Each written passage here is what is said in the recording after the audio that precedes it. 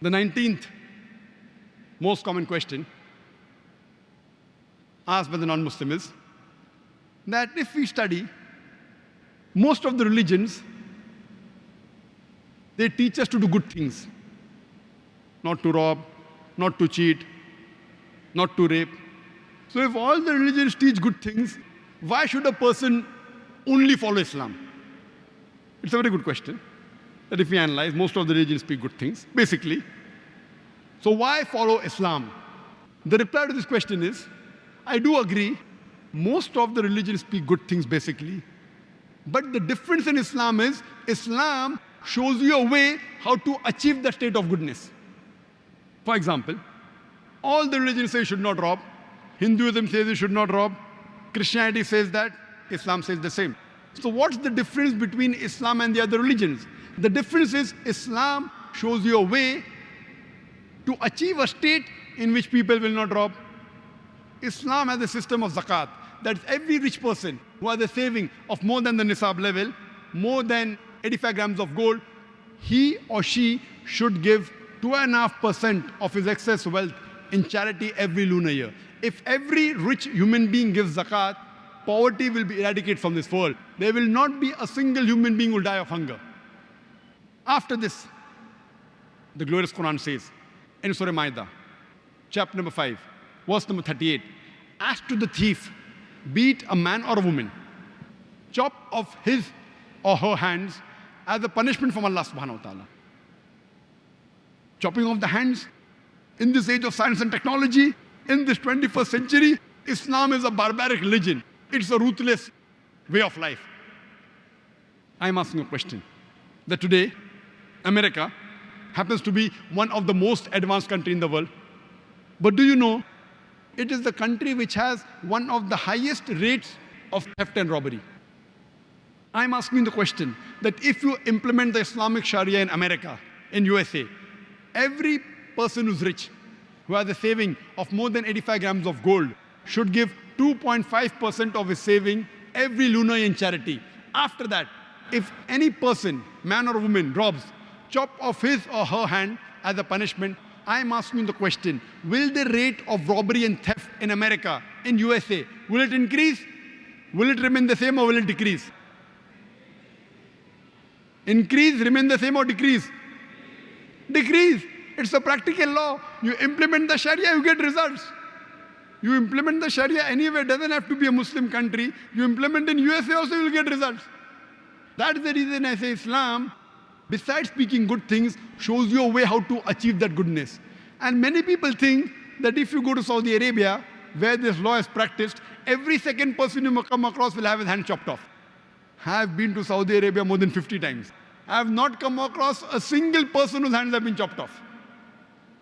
There may be some people whose hands have been chopped off, but it is not as common as you think. The law is so strict that a person will think 10,000 times before robbing. And if you relax this law, if Saudi Arabia stops this law, Islamic law, immediately you'll find that robbery and theft will increase. Not that the police is very intelligent, but the law is so strict, the law of Allah subhanahu wa ta'ala. If you relax this law, even in that country again, theft and robbery will increase. It is a practical law. You implement the Sharia, you get results. Let me give you one more example. Most of the religions say that molesting a girl is wrong, raping a girl is wrong. Hinduism says that, Judaism says that, Christianity says that, Islam says the same. So what's the difference between Islam and the other religions? The difference is Islam shows you a way how to achieve a state in which people will not molest or rape any woman. Islam speaks about the system of hijab. Normally, you read books, you find orators, scholars talking about hijab for the woman, hijab for the woman. But Allah subhanahu wa ta'ala in the Quran first speaks about the hijab for the man and then for the woman. Allah says in the Quran in Surah Nur, chapter number 24, verse number 30, say to the believing man that he should lower his gaze and guard his modesty. Whenever a man looks at a woman, if any brazen thought, any unashamed thought comes, he should lower his gaze. Once, there was a Muslim who was staring at a girl for a long time. I said, brother, what are you doing? It's haram in Islam. He told me, our beloved Prophet said, the first glance is forgiven, the second is prohibited. I have not completed half my glance. That does not mean you look at a woman for 10 minutes without blinking and saying, I have not completed my glance. What the Prophet meant was, if you unintentionally look at a woman, don't look at her again to feast on her beauty. The next verse speaks about the hijab for the woman.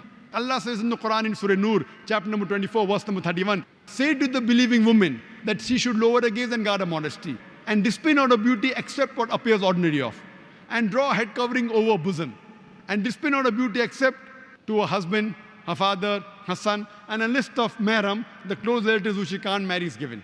The basic criteria for hijab as far as the extent is concerned is that for the woman, the complete body should be covered. The only part that can be seen are the face and the hands up to the wrist. And it's mentioned in the Quran, in Surah Ahzab, chapter number 33, verse number 59. Allah subhanahu wa ta'ala says, O Prophet, tell your wives and your daughters and the believing women that when they go abroad, they should put on the jilbab, they should put on the cloak, so that they shall be recognized and they will be prevented from being molested. Quran says, when the believing women, when they go abroad, they should put on the jilbab, the cloak, so that they shall be recognized and will prevent them from being molested.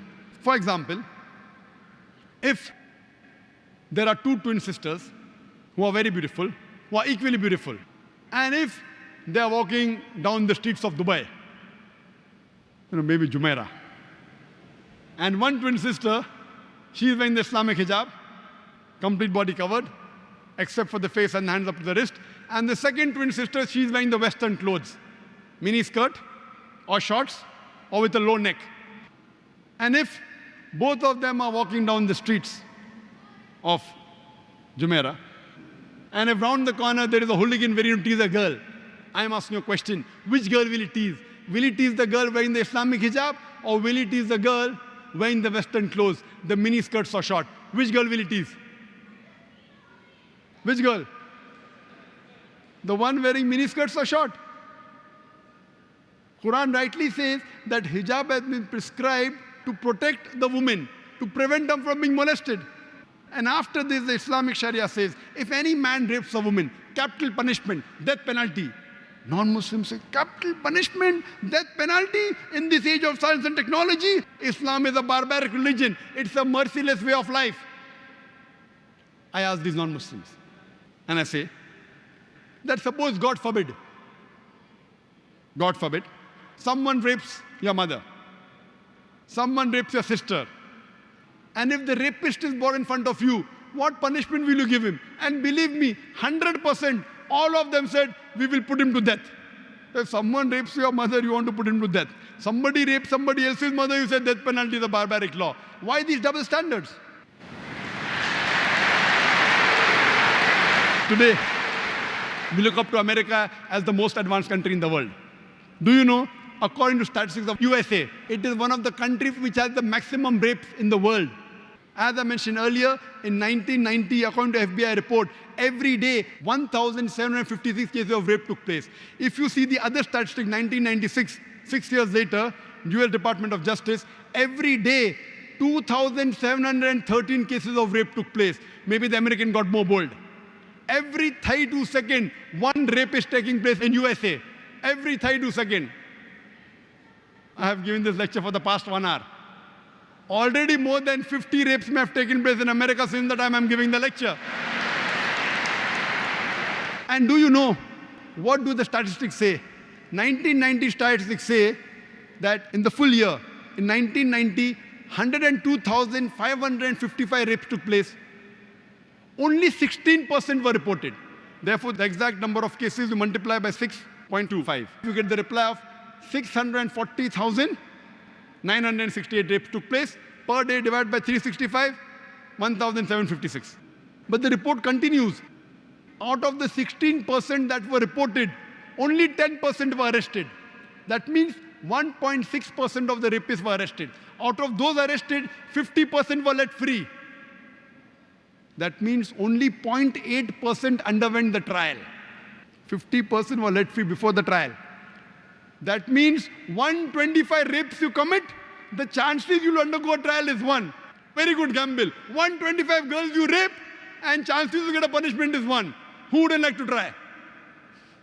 And the statistics tell us that the judge says, first time he's committed rape, okay, give him only 1 year punishment.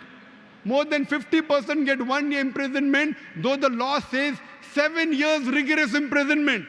But the judge is lenient. First time he's done. 125 rapes. You get caught once, judge says first time, 50% of the cases, he says less than 1 year. I'm asking the question, if you implement the Islamic Sharia in USA, any man looks at a woman, any brazen, any unashamed thought comes, he should lower his gaze. After that, the woman, they should properly be covered, complete body covered, except the face and hands of the wrist can be seen. After that, if any man rapes a woman, capital punishment, death penalty. I'm asking the question, will the rate of rape in USA, will it increase? Will it remain the same or will it decrease? It will decrease. It's a practical law. You implement the Sharia and you get results. That's the reason one of the least rates of crime in any country in the world, it's in Saudi Arabia. Why? You implement the Sharia, you get results. That's the reason I say that Islam, besides speaking good things, it shows you a way how to achieve the good things. So the other religions are more theoretical.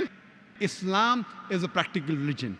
So practically, if you care for humanity, practically, if you really want the evil to be destroyed in this world, you have to accept Islam.